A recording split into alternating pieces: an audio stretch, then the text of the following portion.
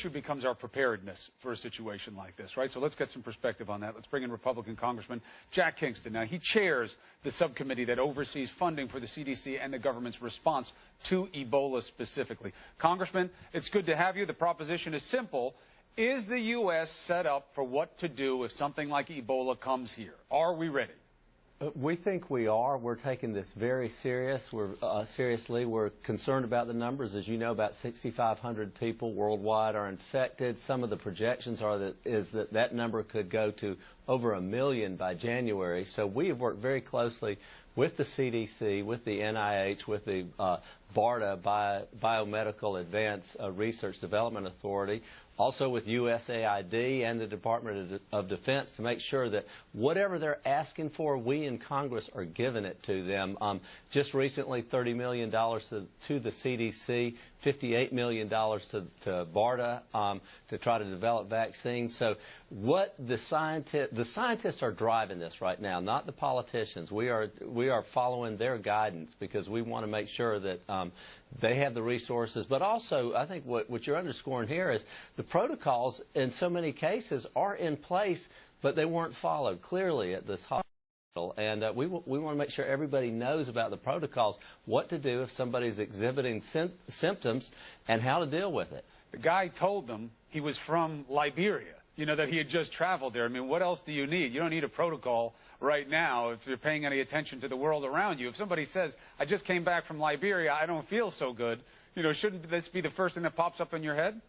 That absolutely should be, and I don't understand why the nurse did not notify the other people in the hospital, why the hospital did not react, because, you know, you can be infected and not show any symptoms for as long as 21 days. True. And during that period of time, you're okay. But once you're showing the symptoms, and particularly if you say I came from Africa, then there's no question of what to do next. All right, so that takes us to the second level of what checks confidence in the situation right now. Mixed messages.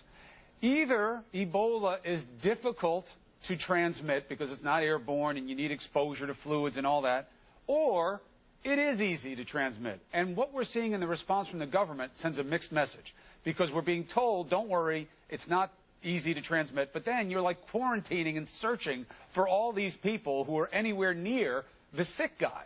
You don't understand why that sends such a mixed message? You know, I do, and I think that's one of the difficulties about this is, again, you can be infected, but you're not contagious, so to speak, until the symptoms are out there. And even then, it is that contact with bodily fluids that would make the difference.